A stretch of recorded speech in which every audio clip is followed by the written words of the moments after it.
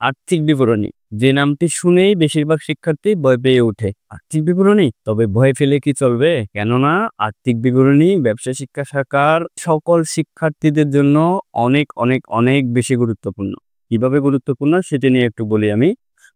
প্রথমত হচ্ছে নবম-দশম শ্রেণী। নবম-দশম শ্রেণীতে আর্থিক বিবরণীর অধ্যায় থেকে ২ টি প্রশ্ন থাকবে, যেটি ক বিভাগের মধ্যে থাকে এবং সেটি কম্পালসারি আনসার করতে হবে। অর্থাৎ তুমি যদি এই আর্থিক বিবরণীর অঙ্কগুলো আনসার না করো তাহলে তোমার থেকে ২০ নাম্বার ছেড়ে আসতে হবে। তাহলে নবম-দশম শ্রেণীতে ২০ নাম্বারের জন্য আসে আর্থিক বিবরণীর অধ্যায় থেকে এবং একাদশ ও দ্বাদশ শ্রেণীতে রয়েছে ৪০ নাম্বারের আর্থিক বিবরণীর অঙ্ক।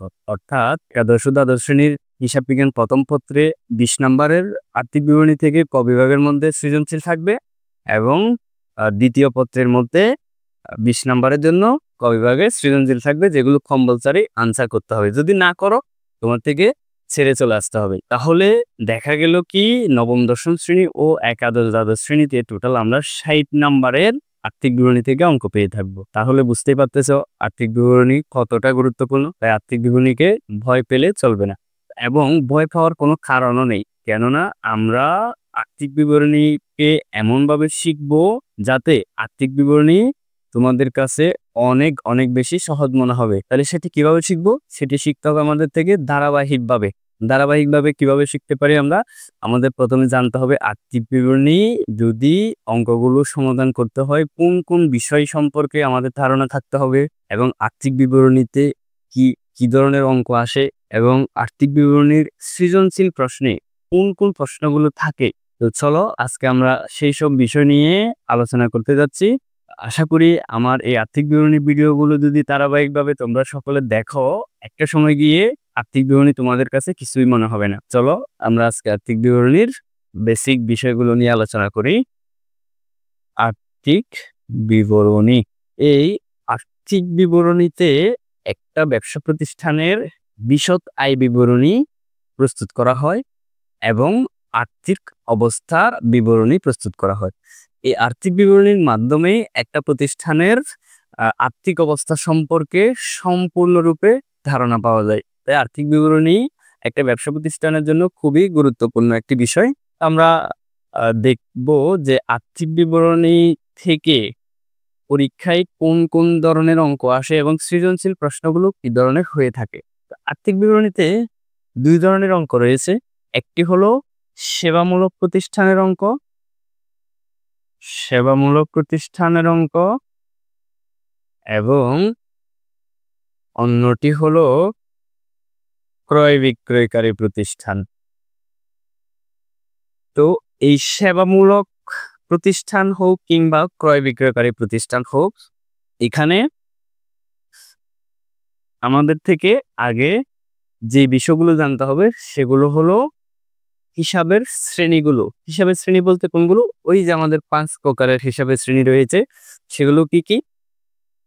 ১ নাম্বার হলো সম্পদ, ব্যয়, আয়, দায় ও মালিকানা সত্ত্ব। মালিকানা সত্ত্ব, এই ৫ শ্রেণীর হিসাব যদি আমরা চিনে থাকি এবং চিহ্নিত করতে পারি, এখানেই আমাদের আর্থিক বিবরণীর প্রায় 50% শেষ। আর বাকি কাজগুলো যখন আমরা স্টেপ বাই স্টেপ যাব যে কোনটার পরে কোনটা শিখতে হবে, কিভাবে বিশদ আয় বিবরণী করতে হবে, বিশদ আয় বিবরণীর ছক কেমন, আর্থিক অবস্থার বিবরণীর ছক কেমন, কোনটার পরে কোনটার সমাধান করতে হবে, এই বিষয়গুলো যখন আমরা জানবো তাহলে আমাদের আর্থিক বিবরণী 100% শেষ হয়ে যাবে। তো চলো আমি একটু সৃজনশীল নিয়ে আলোচনা করি যে আর্থিক বিবরণীতে এই যে সেবামূলক প্রতিষ্ঠান ও ক্রয় বিক্রয়কারী প্রতিষ্ঠানের কিভাবে সৃজনশীল প্রশ্ন হয়। আমাদের একটা উদ্দীপক দেওয়া থাকবে যেটাকে বলা হয় শুদ্ধ রেয়ামিল, অর্থাৎ রেয়ামিলের একটা অংশ দেওয়া থাকবে যেখানে শুদ্ধভাবে দেওয়া থাকবে এবং রেয়ামিলের নিচে কিছু সমন্বয় দেওয়া থাকবে, অর্থাৎ অতিরিক্ত হিসাব দেওয়া থাকবে। সেগুলোর মাধ্যমে আমরা আমাদের অঙ্কগুলো সমাধান করব। সেবামূলক প্রতিষ্ঠান ও ক্রয় বিক্রয়কারী প্রতিষ্ঠানের মধ্যে কোন কোন সৃজনশীল হয়ে থাকে আমি সিরিয়াল ধরে লিখছি। সৃজনশীল প্রশ্নের মধ্যে কোন কোন প্রশ্নগুলো আসে? ১ নাম্বার হচ্ছে আমি এখানে ক এর ক এর সৃজনশীলের প্রশ্নটা বাদ দিয়ে খ এবং গ নিয়ে আলোচনা করি একটু। ক এর মধ্যে ছোট ছোট কিছু কথা বলে, সেগুলো আমি যখন ধারাবাহিকভাবে ভিডিও দেব সেখানে পাবে।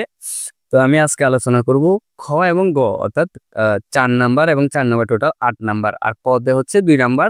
সে কয়টাও আলোচনা করব। তার আগে আমরা ক্ষয়ে কোন কোন সৃজনশীলগুলো হয়ে থাকে সেগুলো দেখিয়ে দিচ্ছি।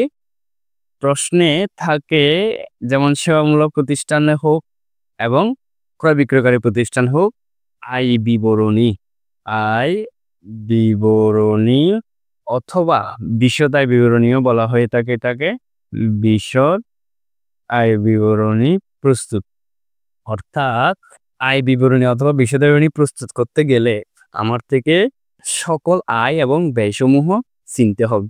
সকল আয় এবং ব্যয়সমূহের মধ্য দিয়েই আমাদের আয় বিবরণী অথবা বিশদ আয় বিবরণী প্রস্তুত হয়ে থাকবে। এরপরে 2 নাম্বার আসতেছে আর্থিক অবস্থার বিবরণী, অবস্থার বিবরণী, এবং অনেক সময় এসে থাকে এই অঙ্কটি, সেটি হলো মালিকানা সত্ত্ব বিবরণী, অথবা শুধুমাত্র বলে মালিকানা সত্ত্ব নির্ণয় করো, মালিকানা সত্ত্ব নির্ণয় করো।